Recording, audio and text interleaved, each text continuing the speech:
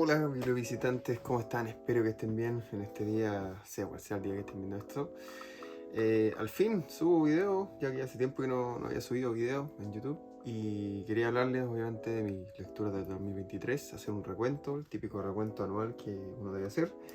Tenía pensado hacerlo de a 5, o sea, como top 5, o el mejor de cada mes, por ende 12 libros.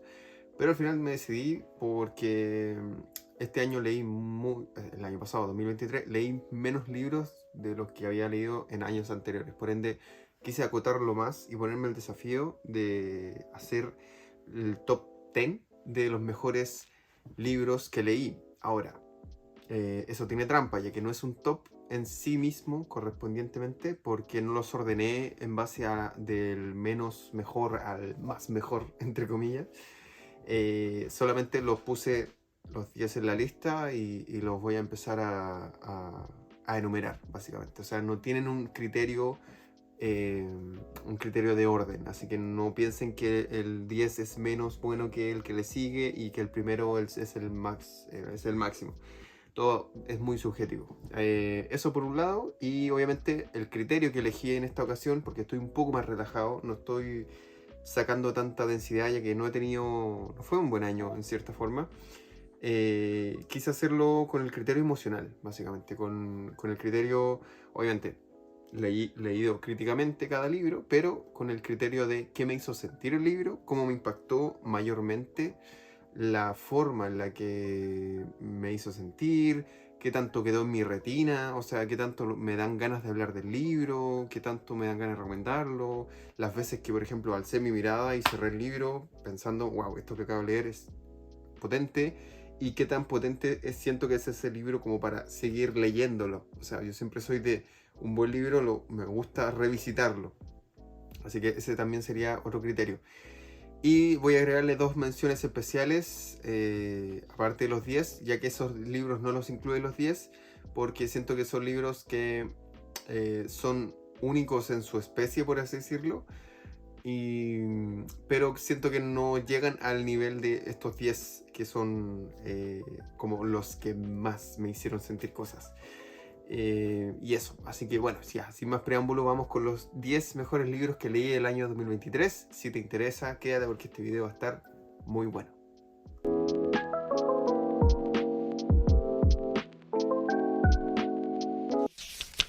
La vida de un hombre inútil, de Maxim Gorky. No podía no empezar este top con un ruso, un autor ruso. Y es que, bueno, la vida de Ivsei Klimkov es paupérrima. Es una vida terrible, es una vida que muchos diríamos literariamente desesperante. Y es que nos cuenta desde sus orígenes deplorables de orfandad, de maltrato, pasando por su alienación personal, identitaria, filosófica, como le quieran decir, debido al contexto de las revoluciones en contra del régimen zarista. Estamos hablando de finales del siglo XIX, principios del siglo XX. Abandonando sus ideales propios y una entrega a este poder opresor de la época, perdiendo su propia humanidad. Recordemos que en este contexto es cuando empezaron a surgir los movimientos en contra de los zares, por ende eran movimientos tal cual como bolcheviques, momentos revolucionarios, sociales, y esos eran ideales que el personaje de Ivsei contaba con que se cumplieran, pero debido a su miedo, a su cobardía, al haber vivido una vida ciertamente naturalista, como diría Emile Solá, determinado por su contexto deplorable, sin educación, con una falta total de visión, cae en ser un traidor a sus propios ideales y ser cómplice de espionaje, delatando a los idealistas revolucionarios de la época, convirtiéndose así en un enemigo propio de lo que él creía.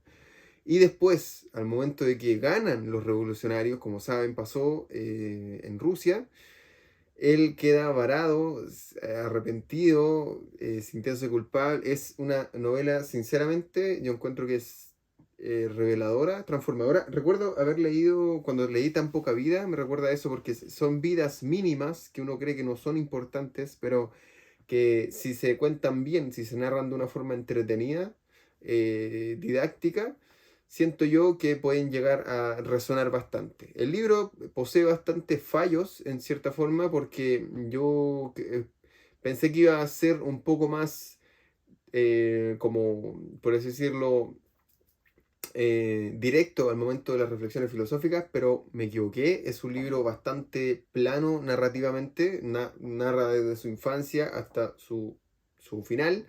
No quiero spoilearles, pero de verdad es un libro espectacular, solamente que eso, siento que le faltó. Aún así es un muy buen libro, mi primer libro de Gorky. Tengo ganas de leer La Madre, cosa que me lo han recomendado mucho y vamos a ver qué tal con ese libro, pero por ahora este es el número 10 del top, La vida de un hombre inútil, de Maxim Gorky. El siguiente libro es La máquina de contenido, de Michael Bhaskar, espero estar pronunciándolo bien. Este libro sumerge al lector a una exploración del impacto tecnológico de la producción y distribución de consumo de información. O sea, estamos hablando directamente del contexto que tenemos hoy en día. En la sociedad de la información estamos dentro de la sociedad del contenido. Bhaskar destaca cómo la digitalización y la automatización de la información han cambiado totalmente la dinámica de la industria editorial. Y en ese sentido redefine la forma en que las personas se relacionan con lo que consumen. Y ahí entramos en el famoso debate, que es lo que yo siempre invito a la gente a que haga, a pensar críticamente lo que estoy leyendo. ¿Literatura o contenido? ¿Qué libro estoy leyendo? ¿Qué libro es? ¿Qué tipo de libro es? ¿Es literario? ¿Es literatura? ¿O simplemente una plantilla que estoy leyendo? Este libro va va explorando a través de los desafíos y las oportunidades que emanan de la transformación digital. Eh, Aborda temas como la piratería, los derechos de autor, el impacto de los creadores y también de las editoriales tradicionales, o sea, cómo cambió la industria del libro a través de la aparición del contenido como parte primordial y principal del consumo masivo de hoy en día, cómo esta forma en que tenemos de consumir lo más resumido, lo más acotado, cómo ha variado la forma en la que los libros dejan de ser tan complejos y se vuelven un trabajo de producción en serie. Personalmente considero que este libro es esencial porque nos invita a reflexionar sobre la interacción entre la tecnología, las personas y nuestra relación con la información que consumimos, con las emociones también que descubrimos, que nos privamos de tener también.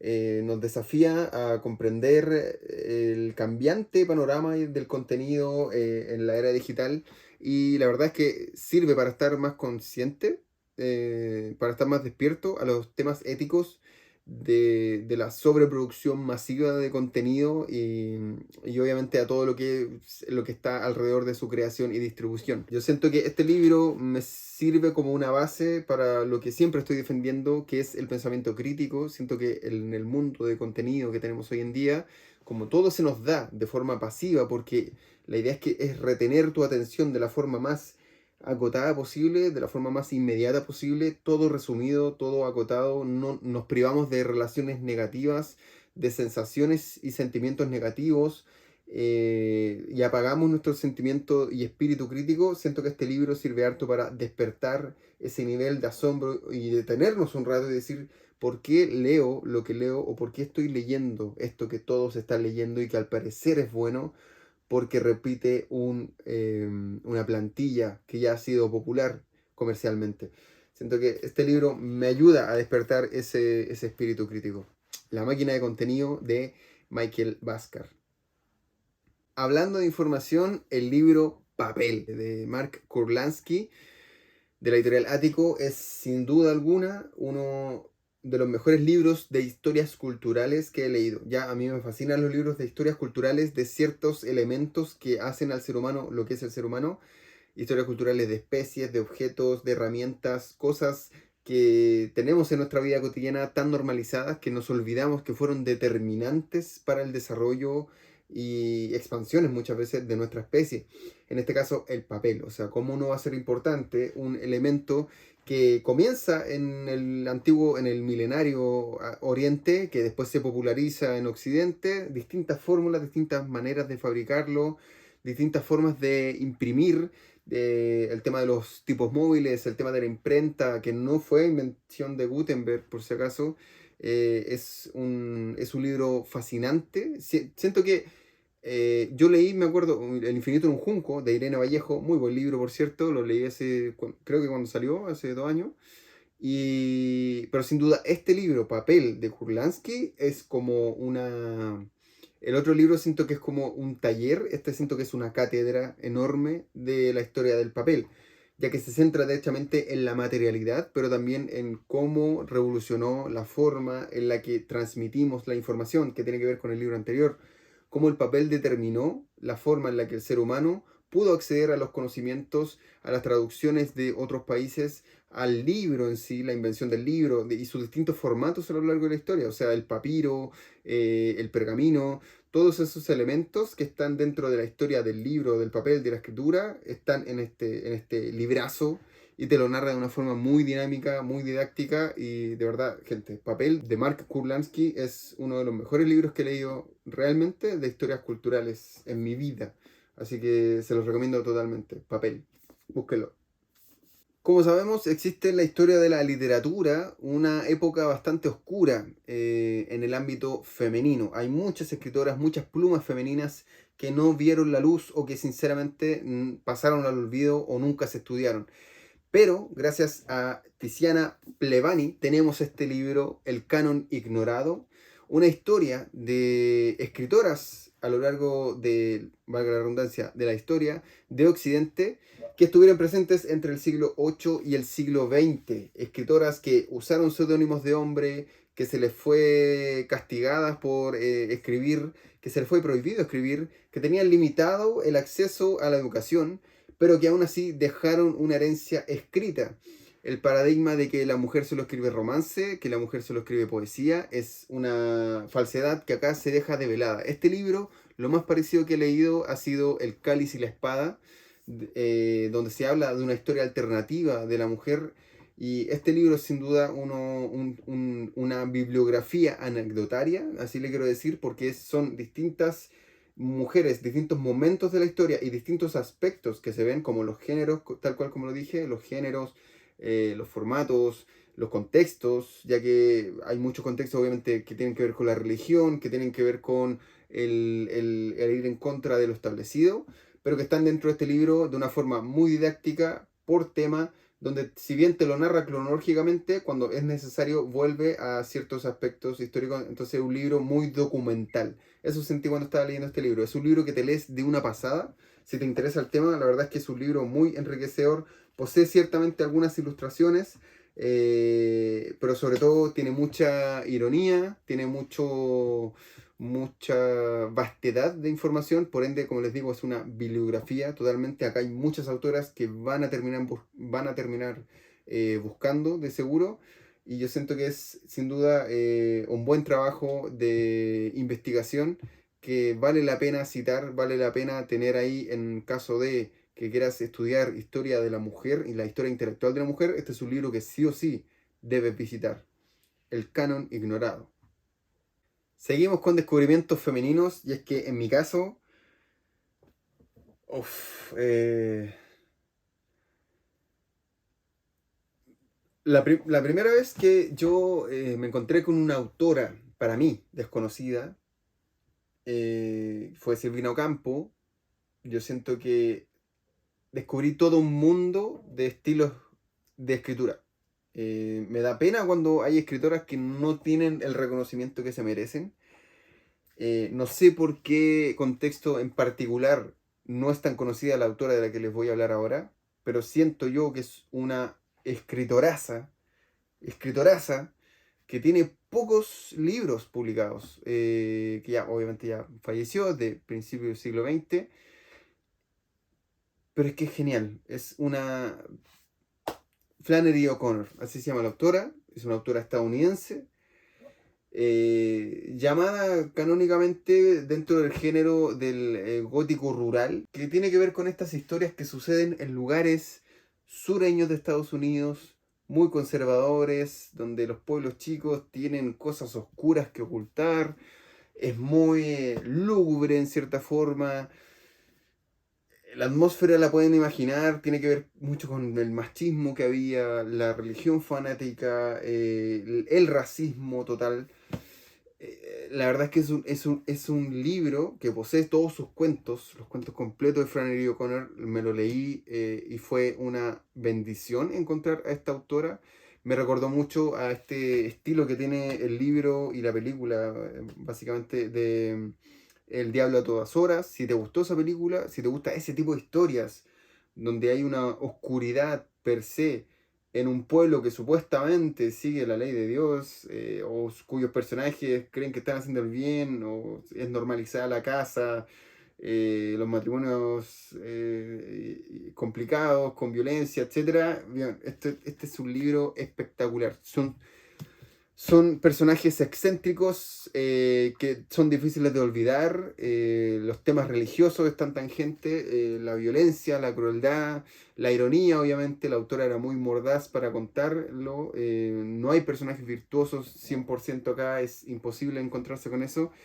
Y bueno, básicamente, si quieres adentrarte a la autora sin tener que leerte este mamotreto y tal vez conocer su prosa, su estilo, siento que el cuento Un hombre bueno es difícil de encontrar, es una buena forma. La vida que llevas dentro es otro cuento, pero espectacular. Y La buena gente de campo, que es como su relato más famoso, viejo, es fascinante. Si quieren, yo creo que le voy a dedicar un video completo porque es una autoraza. Quiero leer sus novelas, que solamente tiene publicadas dos, y también sus diarios. La verdad es que es una...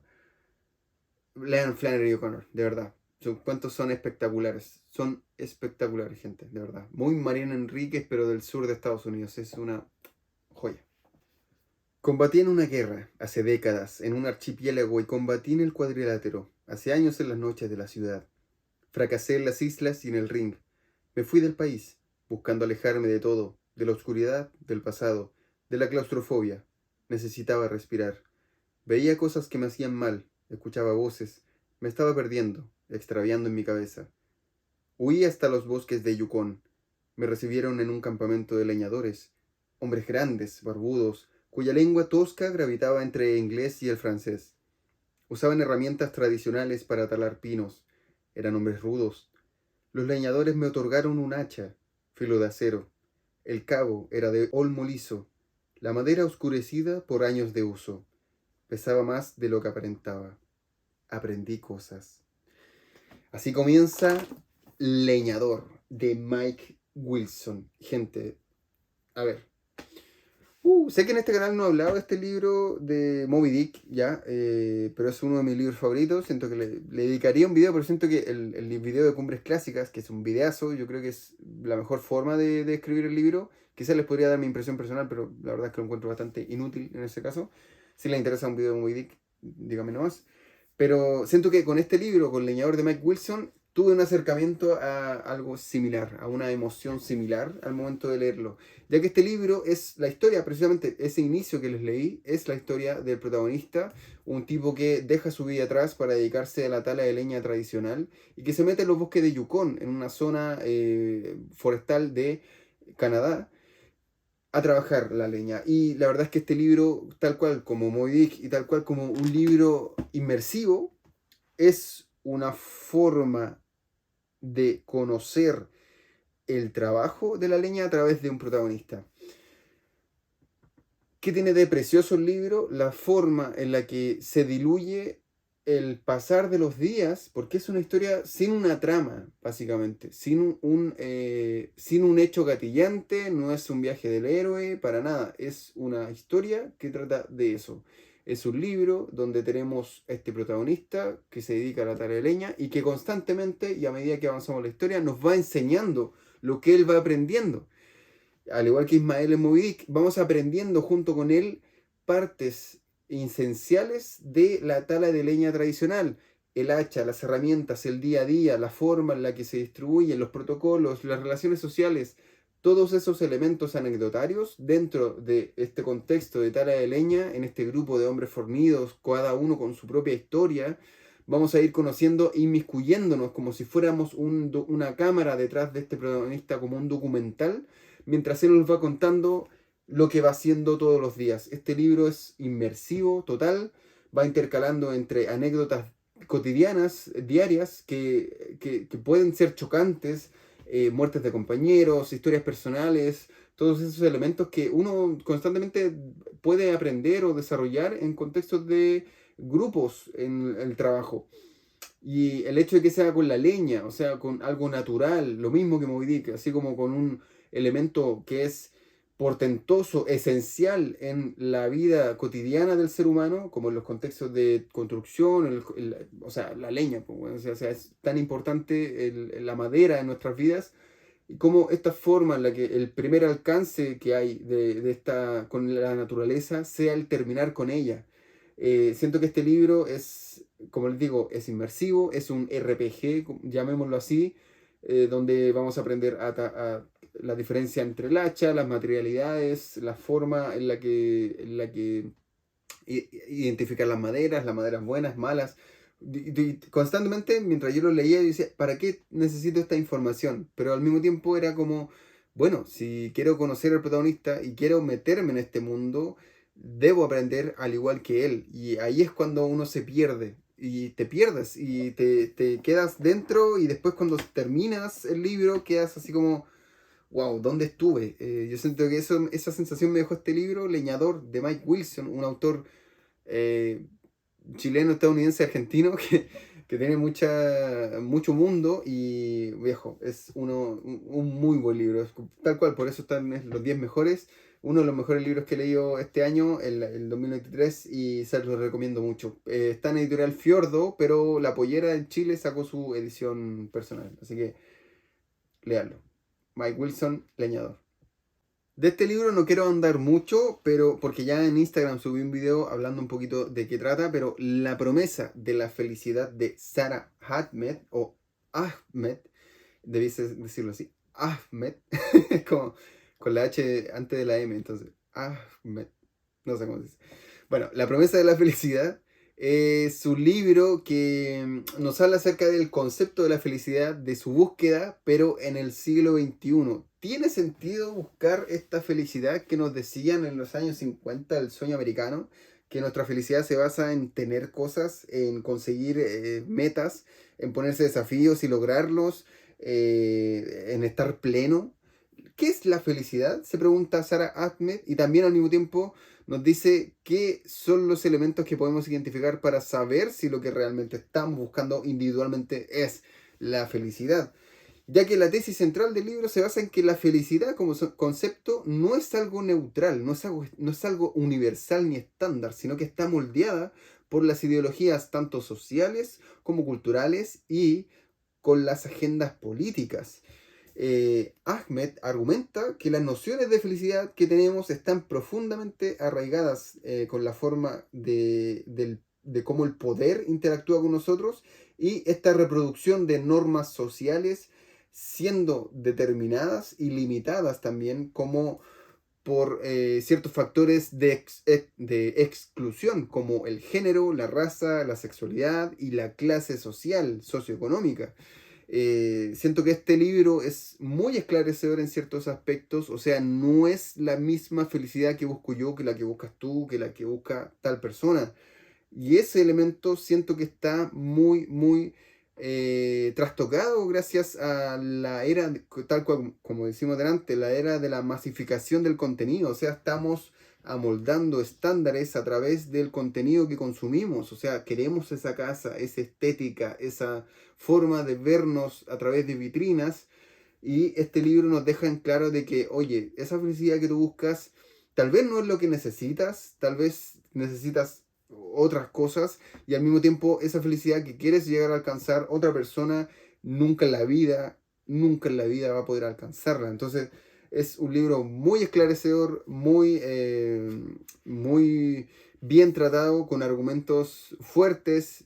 Tiene lenguaje inclusivo, debo hacer el trigger warning, porque si eres de generación de cristal que te ofendes porque hay lenguaje inclusivo, lo siento mucho.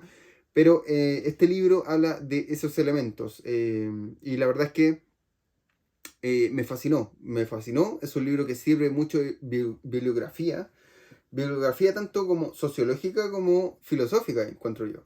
Así que totalmente recomendado, La promesa de la felicidad de Sara Ahmed, y voy a seguir buscando libros de ella porque me fascinó su forma de tratar ciertos temas con cierta ironía, pero al mismo tiempo muy académicamente, y eso se valora en estos tiempos, en la forma en la que tú puedes transparentar ideas sin dejar de tener un pensamiento crítico y sin caer en la falacia. Y este es un libro que sirve mucho para eso.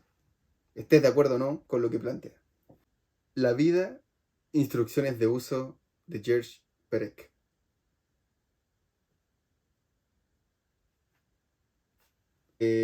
Siento que este libro es una suerte de predecesor de lo que sería la sitcom. O sea, no totalmente, pero me recordó mucho a una serie que se llama Aquí no hay quien viva, que era una serie española que veía. No tanto por el humor, sino por la forma en la que... A ver, esta es la historia de un edificio, de un edificio residencial con distintos huéspedes. Eh, y la forma en la que cada huésped tiene su propia obsesión, su propia manía, su propia forma de ver el mundo, su propia forma de desarrollarse en sus cubículos, que serían sus departamentos, y la forma en la que tienen de intrincadamente toparse en los pasillos, en las escaleras, tener estas relaciones interpersonales con los otros vecinos. Siento que este libro es un sueño, es una cuestión enorme, que si pudiera describirla, se me viene a la mente eso, como este mundo, este universo que puede habitar en un edificio, y todas las personas que habitan este edificio, que llenan sus espacios con sus miedos, con sus ambiciones, con sus pasados, con sus historias. Todos estos encuentros que hay con los personajes son muy esclarecedores para conocer la historia de cada uno. Y sinceramente, el hecho de que muchos de estas obsesiones que sigue cada personaje tengan que ver con rompecabezas, con la obsesión del señor Winkler, por ejemplo, que tiene que ver con conocer el pasado de cada habitante de los departamentos. Madame Moreau, que ve el mundo a través de los sonidos, y obviamente el papel del conserje de este edificio, que se vuelve una suerte de hilo conductor, eh, que ve todas estos enredos que hay entre los personajes, y bueno, es una cuestión pero fascinante. Yo les he hablado de George Perec en Instagram, pero acá no, y me arrepiento mucho porque hay muchos libros que me encantan de él. Él fue, como ustedes saben, miembro del grupo Oulipo en París a mediados del siglo XX, y el ejercicio literario que él hace me fascina, el hecho de contarte estas historias mínimas, estas vidas cotidianas, lo infraordinario, que es bien conocido, que se relaciona con este autor. Y es que esos son historias que uno ve a través de las ventanas, que esa persona que te topas en el pasillo de tu departamento, que no sabes quién es, qué obsesiones tiene, qué manera de ver el mundo tiene, qué pasado tiene, y que solamente lo saludas a lo lejos ahora y te metes a tu vida, y cada cubículo es un universo, y este es una galaxia, mejor dicho, de este universo que sería el edificio. Siento que este libro es un viaje fascinante, es un poco enredado, debo decirlo, pero vale mucho la pena si te gusta ese tipo de historias cotidianas, historias rutinarias, pero con personajes muy surreales en cierta forma por el tipo de obsesiones que tienen. Como les digo, cada uno tiene su propia manía, su propia idea, su propio punto cero en avanzada. Y siento que ahí va este libro como a rellenar esos espacios que tenemos entre las personas que constantemente vemos todos los días, que saludamos todos los días, pero que no sabemos qué hay detrás de esas vidas. La vida, instrucciones de uso, qué buen título, no puede tener uno mejor, de George Perec. Similar al libro anterior, siento que esta novela de la que les voy a hablar, que es una novela nueva, básicamente de este año, está traducida al español, no hay casi ninguna referencia. En Goodreads le fue pésimo, siento yo, pero a mí me gustó en lo personal. ¿Por qué? Y les voy a explicar por qué. La condición de tener doble nacionalidad puede plantear muchas preguntas existenciales que involucran cuestiones de identidad, de pertenencia, de ética. Si tuvieras doble nacionalidad, si es que no la tienes, ¿hacia cuál de las dos naciones le das tu lealtad? ¿Con cuál te sientes más identificado culturalmente? ¿Tener doble nacionalidad es solamente un trámite? ¿Es solamente algo, digamos, burocrático? ¿Un papel? ¿Una firma? ¿Eso nomás? Ese tipo de preguntas me surgieron a lo largo de esta novela, que es, tal cual como dice su nombre, Doble Nacionalidad, de Nina Yargekov. Está traducido del francés por la editorial Elefanta. Y bueno, a ver cómo parto. La protagonista de esta historia se despierta en un aeropuerto sin memoria, sin recuerdos de quién es, y lo único que tiene son sus documentos. Y sus documentos son determinantes porque son dos pasaportes, uno húngaro y uno francés. Entonces, ahí entra el conflicto. O sea, te despiertas sin saber nada de ti. Y de hecho el libro está, ahí lo voy a andar. Te despiertas sin saber nada de ti y lo único que tienes son dos pasaportes. ¿Qué eres realmente? ¿Qué es lo que te define? ¿Con cuál te sientes más identificado? ¿Qué idioma hablas? Se supone que ella sabe que habla ambos idiomas, pero cualquiera puede aprender dos idiomas, se supone. El idioma determina tu doble nacionalidad, tu pertenencia a un lugar, tu etnicidad, por así decirlo. Estas son preguntas que nos vemos inmiscuidos acá en este libro. El libro está narrado, y esto es fascinante porque siento que es un ejercicio muy difícil. El libro está narrado en segunda persona. O sea, tú eres la protagonista en este libro. Tú eres la persona y el libro te narra a ti, te habla a ti. Entonces es un viaje atrapante, te atrapa de inmediato al estar narrado así, muy enrevesado. Siento que ese sería su único contra. Es un libro un poco difícil, pero siento yo que es porque al irse por las ramas, siento que es necesario, tienes que seguirle muy el hilo, porque al irse por las ramas hace ejercicios y reflexiones humorísticos, con mucha ironía, con esta forma que uno tiene de atacar el racismo, de atacar la crítica al mestizaje, todos estos elementos, a la xenofobia, todos estos elementos que son totalmente criticables. Este libro los trata de una forma muy humorística y ahí es cuando se hace amena su lectura, siento yo. Al estar narrado en segunda persona, si no estás acostumbrado, es difícil. Hay un libro de George Perec, tal cual como le hablé, que se llama Un hombre que duerme, también está narrado en segunda persona. O sea, a ti tú eres a quien le suceden los acontecimientos. Entonces, pero viejo, este es un libro fascinante. Me reí muchas veces y otras veces realmente me hice preguntas existenciales, como las que le hice al principio. O sea, ¿cómo se identifica a alguien de dos que pertenece al mismo tiempo a dos culturas diferentes? ¿Cómo se siente personalmente ser parte de una o la otra? Y en casos, no sé, en casos extremos, en casos de guerra, de conflictos, ¿qué bando tomo? Y sobre todo en Francia, y al tener digamos, la nacionalidad húngara y francesa, los húngaros son súper discriminados dentro de Europa.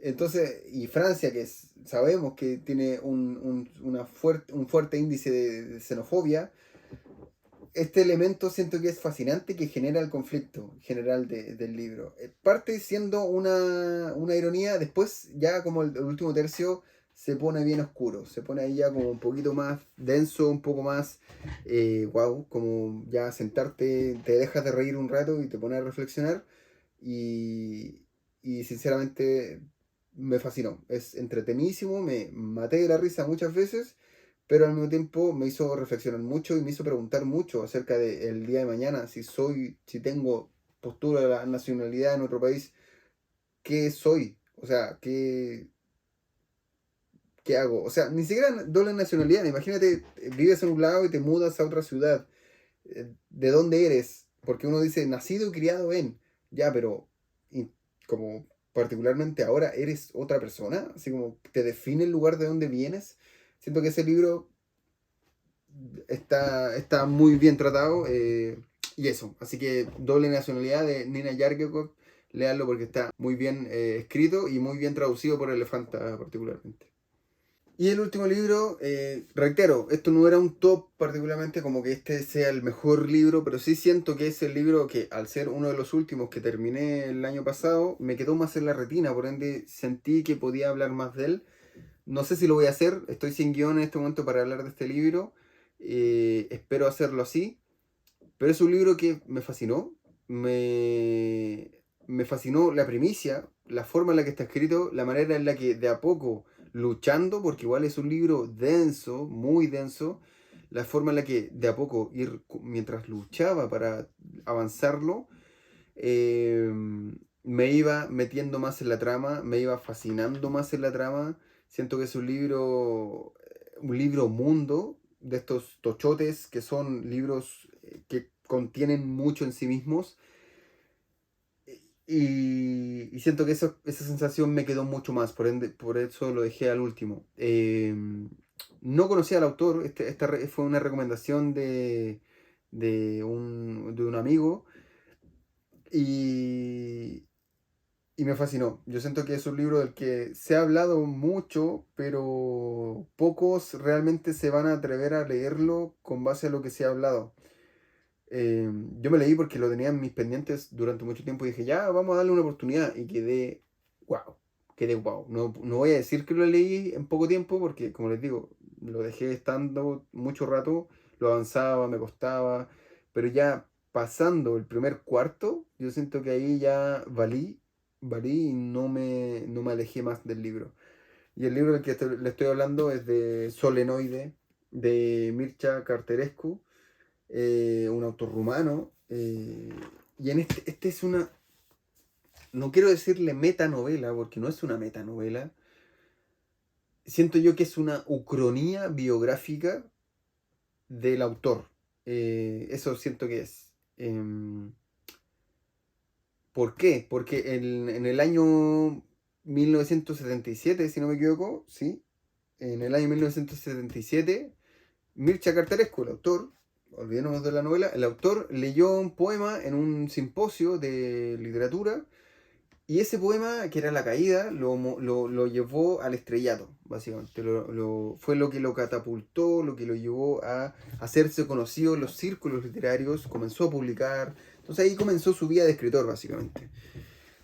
Antes de ser, o sea, después de ser un académico.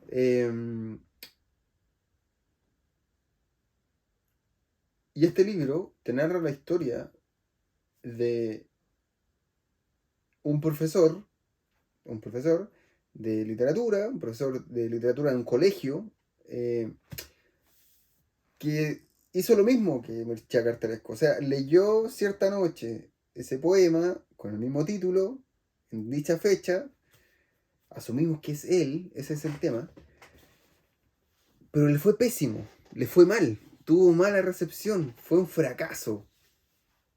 Y ese hecho determina el destino del protagonista. Y lo encontré fascinante. Lo encontré un viaje oscuro, muy lúgubre, de una Rumania tomada por por la Unión Soviética. Recordemos, Europa de Oriente era una estética muy lúgubre, muy gris. Bueno, este libro es fascinante. La historia de este profesor que recuerda esa noche constantemente, que te cuenta sus sueños, que te habla de elementos crudos, lúgubres de este contexto, sus paseos por las calles, el protagonista que tiene, el protagonismo que tienen, la arquitectura, sus sueños me refiero a sus sueños nocturnos. eh, y obviamente esta constante reflexión de qué hubiese pasado, sí. O sea, hay una escena al principio, en el primer tercio del libro, que él se imagina a él como escritor famoso, o sea, a él como el protagonista, profesor de colegio, se imagina a él como escritor famoso, yendo a una firma del mismo. Tiene momentos, tiene frases, tiene fragmentos que son sencillamente cinematográficos, dignos de ser un corto, muy kafkiano, muy de esta idea de lo que no te permite avanzar, del absurdo, que después, claro, lo vemos entrevesado en una trama, que tiene que ver con unas sectas, que no sabemos si en verdad, yo creo que se lo está imaginando, no lo sé. Eh, el protagonismo que tiene la ciudad de Bucarest, el día a día que tiene como profesor, sus recuerdos de infancia que están dentro de la novela, que constantemente vuelve a narrarte su historia en este colegio pobre, militarizado, y su vida ahora, su vida frustrada de profesor de colegio ahora, sin ser este escritor famoso que debió haber sido, que sí es Mircea Carterescu. Entonces, eso yo lo encuentro fascinante, o sea, un ejercicio personal que yo creo que no existe ningún otro libro así. No existe ningún otro libro de un escritor que hable de su alter ego, de su doppelganger ficticio, que tomó otro rumbo, que siguió otra vida. Entonces, viejo, si se dan el tiempo, es un libro asqueroso en muchos fragmentos, porque apela mucho a las sensaciones, al desagrado, al estar encerrado y ahí es donde va esta estética que me fascina de este libro. Como escucho Molchat Doma todo el rato, así como es una cuestión enorme, un tochote, eh, hay ciertos fragmentos que me fascinaron, me encantaron y que no voy a olvidar en mucho tiempo. Creo que lo voy a recomendar mucho. Me gustaría dedicarle un video, pero justo vi un video de Trota Libros que lo recomienda súper bien. Siento yo que sirve mucho para adentrarse al libro, porque no hay mucho que spoilear, no hay mucho que contar en la trama. O sea, es un libro que es muy inmersivo. Eh, entonces es muy experiencial. Es un libro que, por mucho que yo se lo describa, cualquier persona, de hecho el mismo Trota Libros lo dice, es muy difícil decirte de qué trata el libro, no por un tema de que no tenga trama, porque sí la tiene, sino porque es un libro que debes experimentar, que debes leerlo. O sea, no hay una forma de meterte a este libro con un resumen, da lo mismo donde sea. Debes sentir lo que te proyecta este libro. Y ahí es cuando lo recomiendo y quizás por eso está en este top. Siento yo que, como les dije, toda esta lista la hice basado en mis sensaciones, en mis emociones. Así que no siento yo que no hay un problema respecto a eso porque la lectura no es solo cerebro, también es importante tener ahí su momento emotivo, su catarsis. Hay gente que le carga a Mircea Cartarescu y lo entiendo totalmente, pero a mí me gustó. Y ahora planeo leer sus cuentos. Tengo un libro que se llama Nostalgia, que posee relatos. Ahí dentro está El Ruletista, que me lo han recomendado muchísimo, y su poesía. Ya me interesa leer esta famosa Caída, que es el poema del que lo hizo famoso y que a este personaje, a este protagonista, no lo hizo famoso. Entonces, por eso mismo siento yo que es un autor que ha estado muchas veces ahí en el top de candidato para el Nobel de literatura. Ojalá algún día se lo den, no sé si lo merece, no he leído toda su obra, pero hay la gente que conozco que sí lo ha leído me dice que sí, definitivamente es un gran candidato para el Nobel de Literatura contemporáneo actualmente. Y estuvo acá en Chile y yo no me enteré, pero bueno, mucho fangirleo. Como pudieron darse cuenta, la historia de mis libros de este año es bastante extraña. Son libros que no recomendé, libros muy populares. Entonces ahora voy a hacer como las menciones honoríficas de los libros que leí este año, pero que sentí que no era necesario ponerlos en el top. La biografía de Vincent Van Gogh, o sea, estamos hablando de uno de los grandes pintores que hoy en día está muy de moda, muy explotado, sinceramente creo yo. Para nada a mi gusto el hecho de que esté en todos lados, en taza, en estuche, hasta en felpudos para la puerta. ¿Y por qué me gustó este libro? Precisamente por eso, porque este libro te baja del pedestal a Vincent Van Gogh. Te cuenta realmente quién fue este pintor tan victimizado por la historia y que nunca vendió ningún cuadro. Es mentira. O sea, no estoy diciendo que haya sido famoso en su época, pero fue mucho responsabilidad de él. Yo creo que sin el hermano no hubiese estado donde llegó. no sé, tuvo una vida muy oscura, muy llena de locura. Fue un ser humano, ¿ya? Y este libro te baja el pedestal a este pintor, te cuenta sus caídas, que tuvo muchas, la forma en la que esta victimización de no, es que en vida nunca vendió ningún cuadro, es mentira. Hay muchas cosas que están dentro de esta ilusión masiva o popular de ciertas personas y que este libro te lo devela y tal vez te haga quererlo más, porque el hecho de que tenga falencias, de que mucho de su poco éxito haya sido responsabilidad de él, de sus excesos, de su forma tan irascible de ser, irresponsable, etcétera. Y siento yo que te ayuda a entender un poco más el lado humano de estos grandes ídolos de la historia. Su lado como pintor impresionista, no siendo de los mejores impresionistas de su época, su lado de despilfarrador, o sea, una forma de manejar el dinero paupérrima, la forma en la que sea, oh, no, es que estuvo en un hospital psiquiátrico y que sufrió, no parece haber sufrido, de hecho creo que lo disfrutó bastante el haber estado ahí, con las comodidades que había. El hecho de vender mucho económicamente de su hermano, de que si no hubiese sido por Teo, su hermano, simplemente no hubiésemos tenido a Van Gogh, básicamente, como su historia, su herencia. Así que en verdad es un libro muy bueno porque te ayuda a bajar del pedestal, de este altar, a la gente muy idealizada hoy en día, siento yo. Van Gogh, léanlo. La biografía de un gran pintor, pero sobre todo de un ser humano. Y yo creo que con eso me quedo.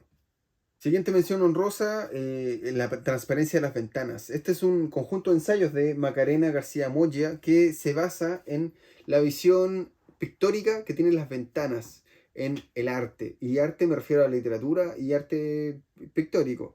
La ventana para mí siento yo que es un elemento reflexivo, filosófico, muy romántico en cierta forma y que ha inspirado a muchas personas y que tiene su propio lenguaje. Y yo siento que este libro maneja muy bien, trabaja. Yo siento que quedé muy corto, eso sí. Siento que es un libro que pudo haber tratado más, pudo haber expandido mucho más. Siento que la autora abarcó temas muy acotados, siento yo, inspirado en pinturas que tienen ventanas, en relatos, etcétera, en la literatura.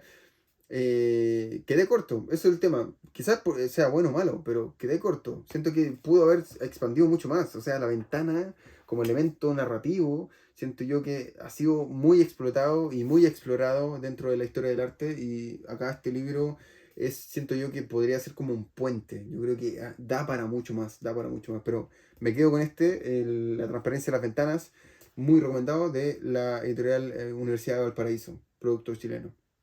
Y para cerrar las menciones honrosas, debo mencionar El acto de leer de Wolfgang Iser. También es un libro del cual no voy a ahondar mucho porque ya lo hice en Instagram, pero es un libro que fue determinante en la historia del siglo XX en lo que respecta a estudios literarios, porque El acto de leer va en contra de todo lo que enseñaban los formalistas rusos. Es un libro que te habla acerca de la importancia que tiene el lector frente a un texto. O sea, los formalistas rusos era como el texto por el texto.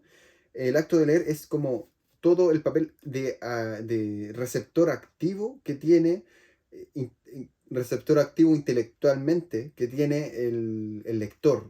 Le da importancia a quien recibe la información y el texto porque es necesario rellenar ciertos espacios que el autor, el texto no te da. Esas interpretaciones que son intrínsecas, que tienen que ver con el lector ideal, con este lector ideal que buscan los autores, los escritores al momento de contar una historia, que tiene que ver con lo que te dicen, pero también con lo que no te dicen, y que el lector debe descifrarlo y rellenarlo por su cuenta con base a sus propias experiencias personales. No hay otra forma.